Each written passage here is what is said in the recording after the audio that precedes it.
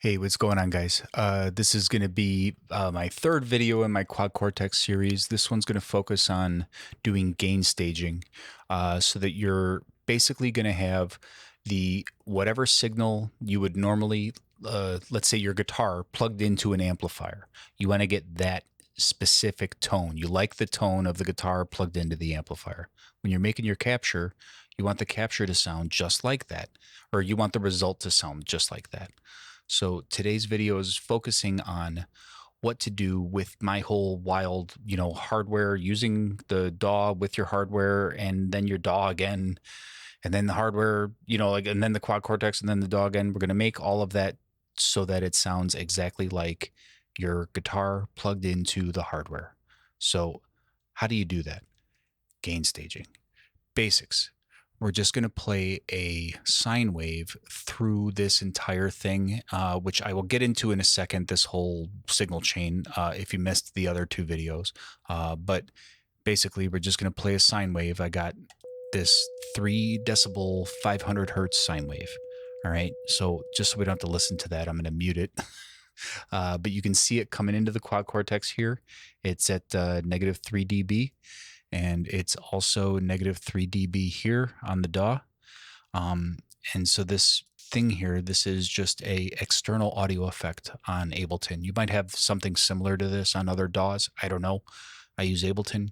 And so this leaves this is basically the readout. The peak is negative 3. That leaves my DAW, goes into the Quad Cortex, into the return 1 of the Quad Cortex, comes out of send 1, and it is received by my audio interface, and you can see it's coming in at negative 15. So that is something the Quad Cortex does. It misses 12 decibels out of every output. Long story short, I don't want to get too in the weeds with it, but essentially they do it for purposes of headroom so that you don't clip your signals. So since we're missing that 12 decibels of gain, we can just add it back. So right here on the audio from, you just want to add your 12 decibels. So we'll just hit 12 and hit enter. And here we are back at the second stage here. This is showing us now, negative 3. It's negative 299. If you want to be pedantic, you can actually sit here and, make this 11.99. And then that should make it happy. There we go, negative 3. All right, so this second hardware effect is going to be sending the signal into our whatever hardware we're going to capture. I'm using a pedal. Today I'm going to record my KSR Ceres. So that goes into that, and then it comes back from the series, and you can see again, we're losing some gain. But at this point, you don't really have to worry about it, because remember, the pedal itself is going to be a distortion, and we can crank it and it's going to totally change. Right now I've got it in true bypass mode just so we can look at the signal from front to back. But if you wanted to, you could sit here and add this one back so that it makes this dude turn into negative 3. But I'm not going to do that, because then it's just going to get too confusing. The ultimate first lesson here that I want you to think about is this first send return. We want to have this so that we're getting negative 3 in both of these cells. Okay.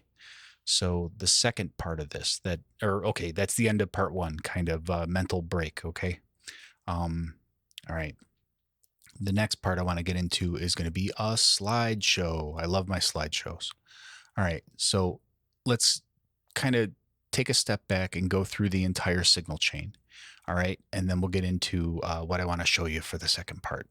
So what am I doing here? I'm plugging my guitar into my audio interface, and then that is going to be used to create some loops in our DAW. We want to create the loops because we want to be hands-free while we're messing around with all these plugins and hardware and everything else.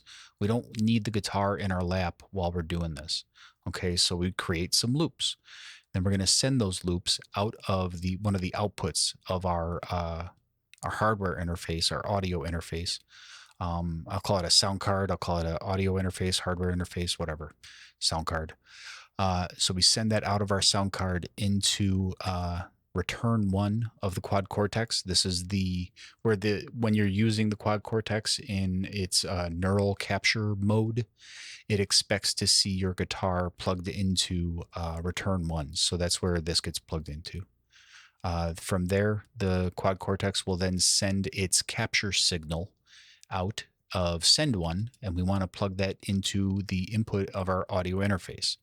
Now on this graphic, I'm showing plugged into the high Z input, but actually in my other experiment here, like back on the front page, I'm actually plugging into the line input of my Quad Cortex, but that doesn't really matter. All that matters is you go from negative. If you get a -3 in the first cell, you want to get a -3 here. So just adjust as need be. Oh look, now I'm getting -301. Oh my God, this is gonna bother me. Hold on. 12. A. All right, back to the slideshow. Okay, so we're getting the capture signal to go into the audio interface. And this is also, remember, this is our guitar signal, but it's also the capture. This is where the capture starts. And so the capture, we want to send it into our DAW because we want to use effects. We want to use equalizers or boost pedals or anything else you can think of that you would want to place before your hardware to help accentuate certain parts of the DI, or diminish certain parts of the DI before it hits the hardware.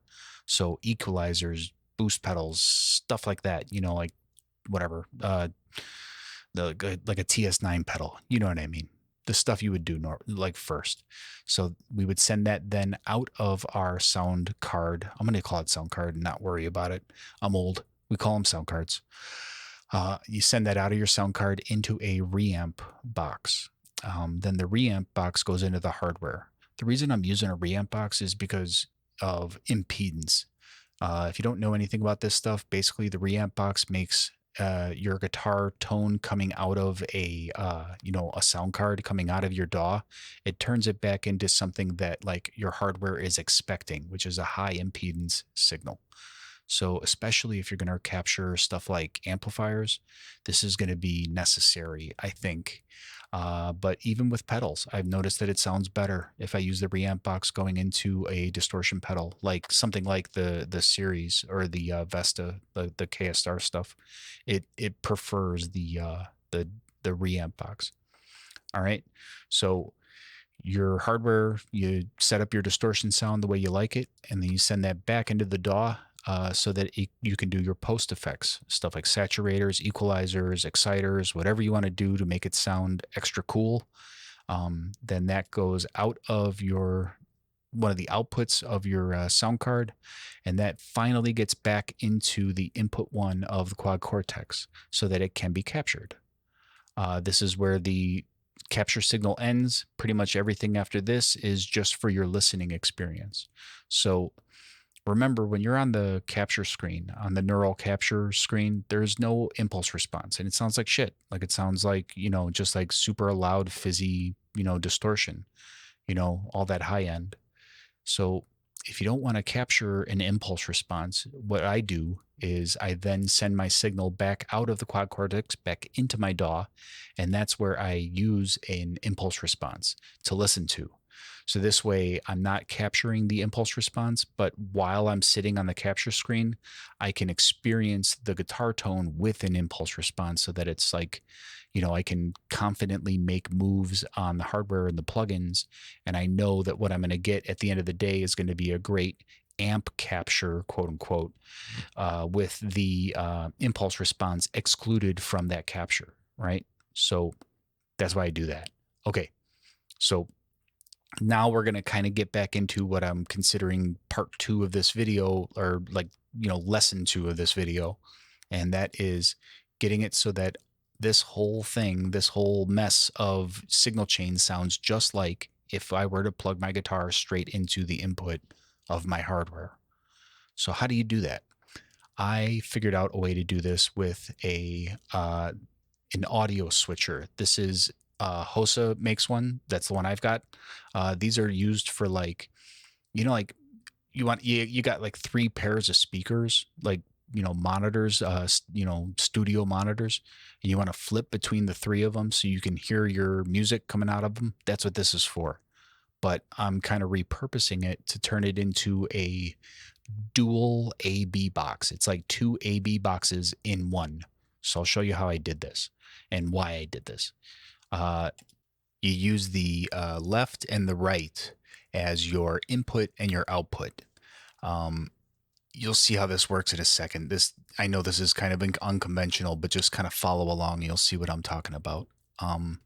You make one of the three pairs of choices a bypass by plugging a cable from its left and right, and that becomes a bypass essentially. So the input leads through that channel number 3, let's say, and then that leads straight out to the output. So there you go. That's a bypass of this whole thing.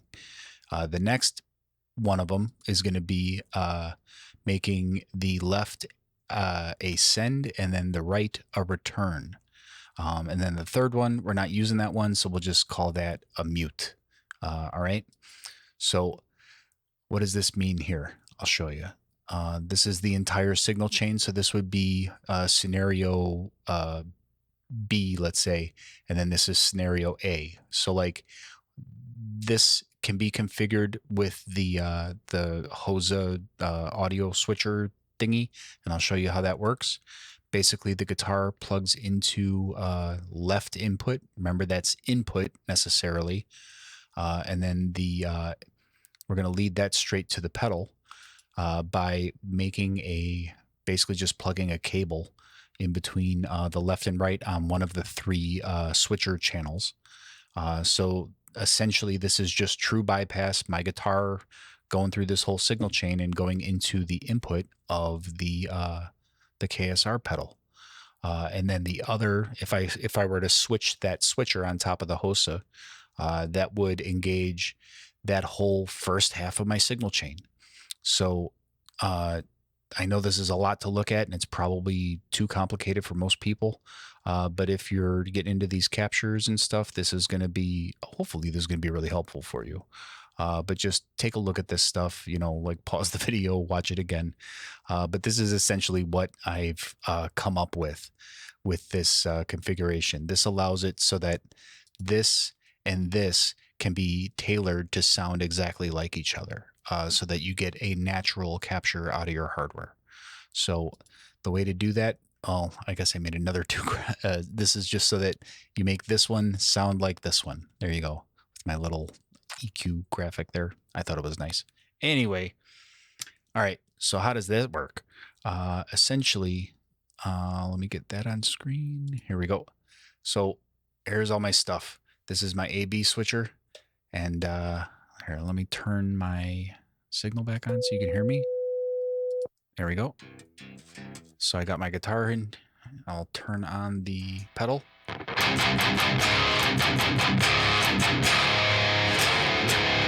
Right. All right. So here is the pedal. We want to hear it A-bead. So this is this position is bypassing the first whole segment of my signal chain. So you can hear this. I'm just going to palm mute and switch between the two of them.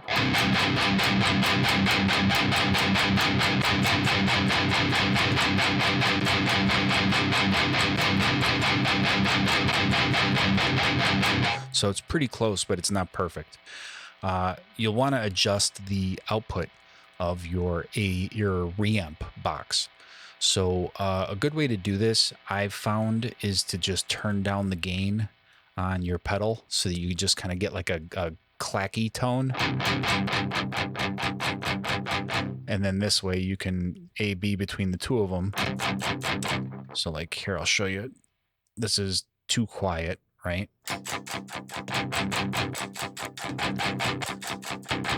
All right, so you see how those two are different? And then if I turn it up too loud,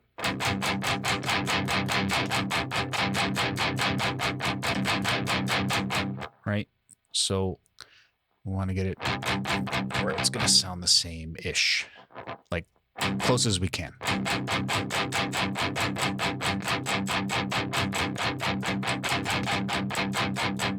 Just a little too loud. That's it. Like, that's close enough. That's for me, I'm happy with that. So let's crank up the gain.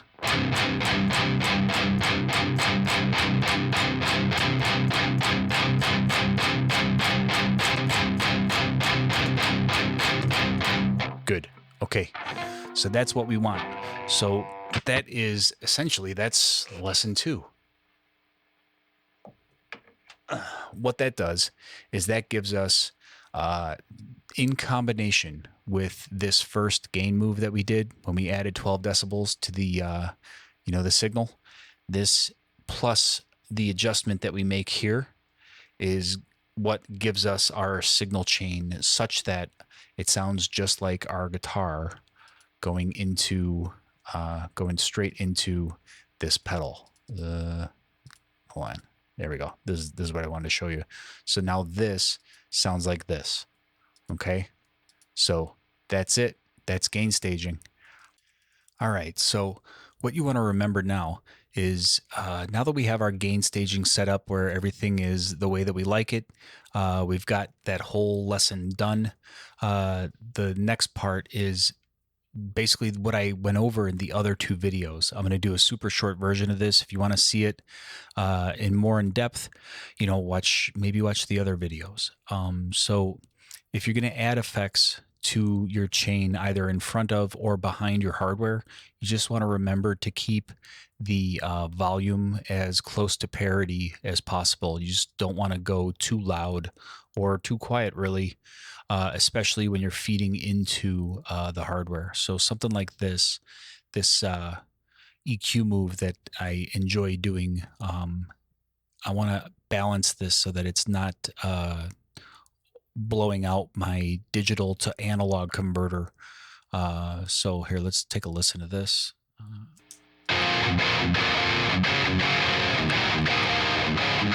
So that's with it off. Wait a second. I'm going to do the sidechain thing here again. Here we go. All right, so this is with it off, and then I'll turn it on.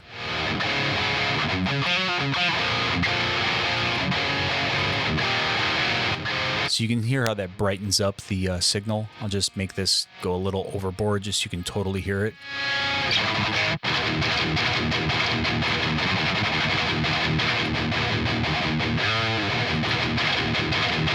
So that's way too much.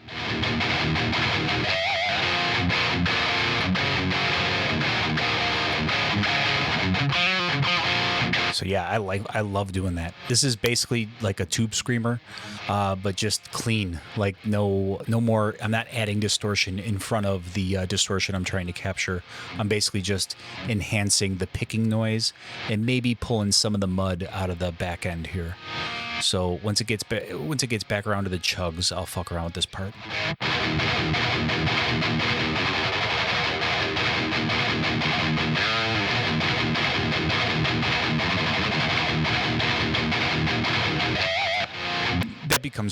That becomes really apparent when you're using like really low strings and stuff too, like eight string guitars, stuff like that. You'll hear a lot more of me pulling this out, but essentially somewhere around 80 is always gonna make it sound nice and tight. You won't get big muddy chugs if you EQ out the DI before it hits the hardware. So yeah, but my point being, you want this to be kind of EQ or volume matched. FabFilter has a real nice auto gain here, so I'm just going to enable this.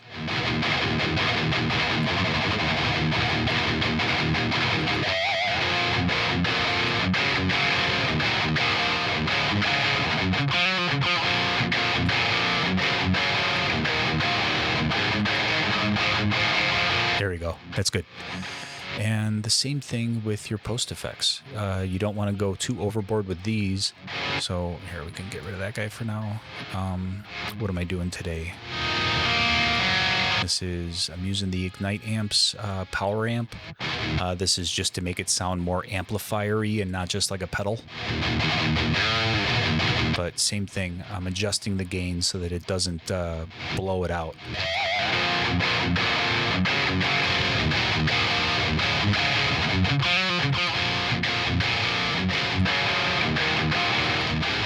See how much more scooped it sounds after that? It's like I can go back to my hardware and kind of readjust my hardware given what I'm doing to the plugins. It's all kind of, the one plays into the other. So it's kind of a little dance that you do with them. Let's see, I'm just going to add more mids actually.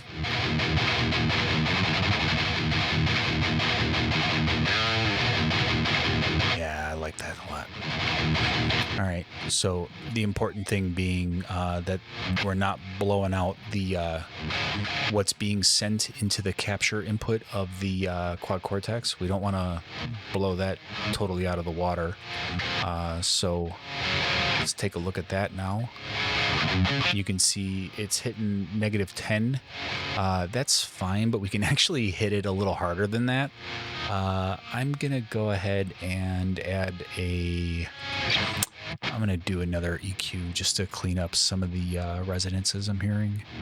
So doing this in real time, this is gonna probably be boring for people, but you know, it is what it is. Let's see.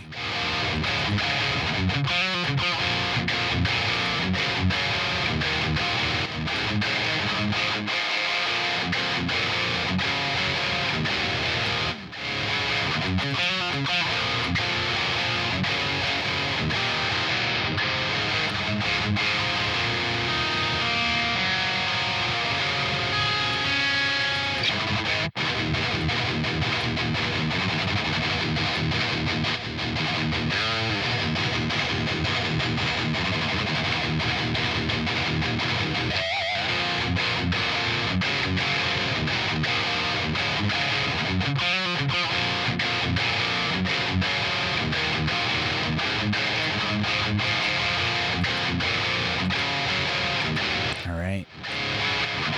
Let me just get a little bit more of those mids back.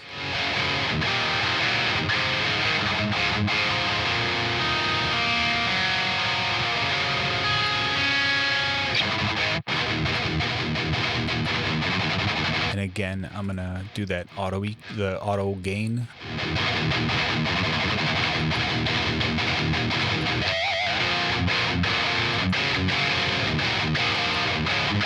Yeah, I like that. Maybe a little lower.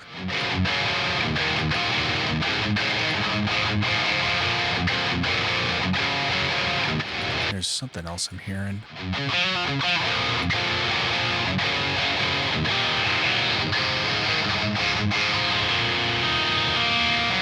You know what it is? It's too much of the front end push.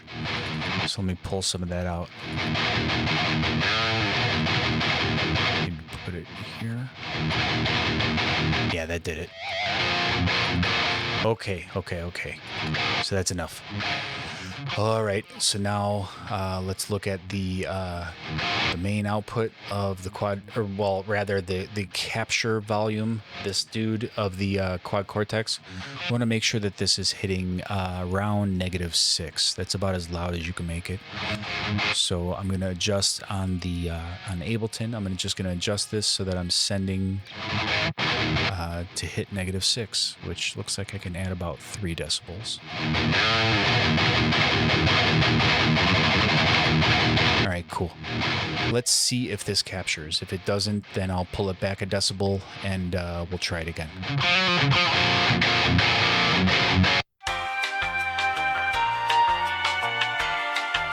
All right, so there is our capture, and let's A/B between the capture and the real thing.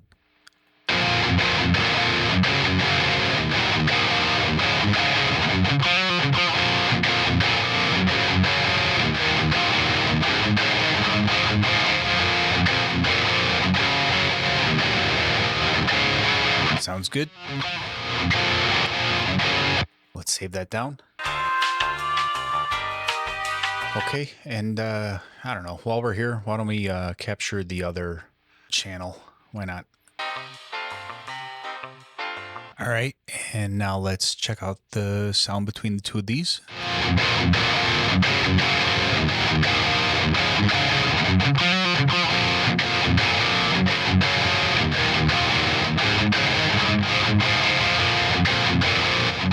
There you go. That's gonna save that guy down. All right, so now that we got our captures captured, we're now gonna take a look at this final stretch here. This is gonna be lesson 3, I guess. So here is my preset that I have that allows you to switch.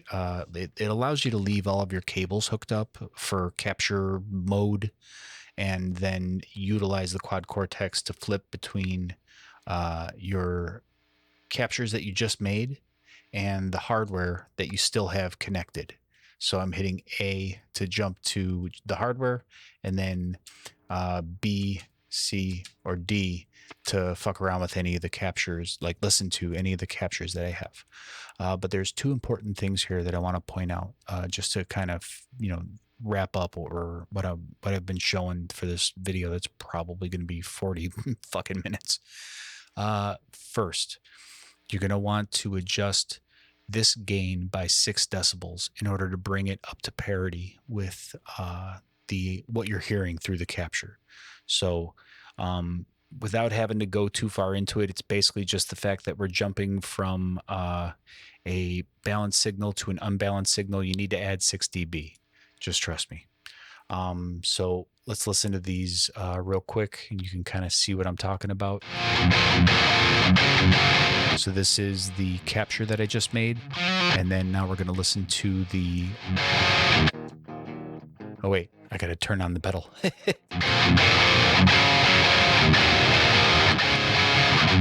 So here's the capture, and then here's the pedal.